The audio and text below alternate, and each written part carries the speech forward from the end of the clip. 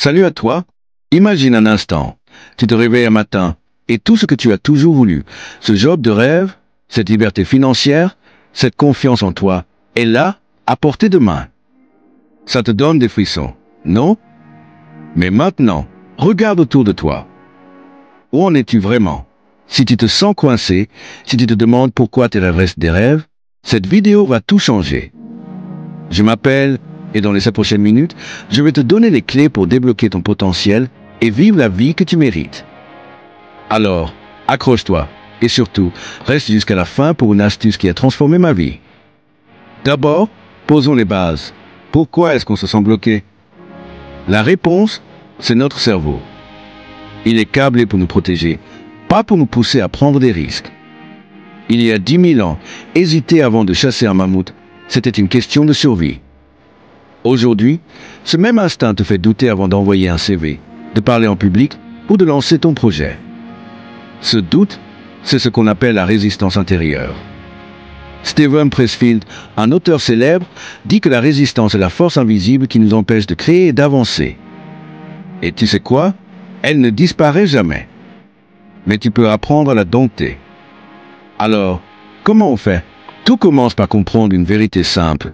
La motivation, ce n'est pas quelque chose que tu attends, c'est quelque chose que tu crées. Pense à une fois où tu as accompli quelque chose de grand, un examen réussi, un projet terminé, une course finie. Tu n'étais pas forcément motivé au départ, mais une fois que tu as commencé, l'énergie est arrivée. Pas vrai? Les scientifiques appellent ça l'effet Zeigarnik. Notre cerveau adore finir ce qu'il a commencé. Donc, la première étape, c'est de faire un micro-pas. Pas un grand saut, juste un pas. Si tu veux écrire un livre, écris une phrase. Si tu veux te mettre au sport, fais une pompe. Ce petit geste crée un élan, et l'élan, c'est la clé. Mais attention, l'élan ne suffit pas. La deuxième clé, c'est de construire des habitudes. James Clear, l'auteur du livre Atomic Habits, dit que tu ne deviens pas meilleur en visant des objectifs énormes, mais en améliorant de 1% chaque jour. Imagine, si tu lis 10 pages par jour, en un an, tu auras lu 12 livres. Si tu économises 5 € par jour, en un an, tu auras 1800 €. Ces petites actions s'accumulent comme des intérêts composés. Mais pour que ça marche, tu dois être régulier. Choisis une habitude, méditer, apprendre une langue, faire du sport, et fais-la tous les jours, même juste 5 minutes. Utilise un tracker d'habitude, une appli comme Habitica ou juste un carnet. Voir tes progrès te donnera un boost incroyable. Maintenant, parlons d'un truc qui peut tout saboter, ton environnement. Tu veux changer, mais si tu es entouré de négativité, c'est comme nager à contre-courant.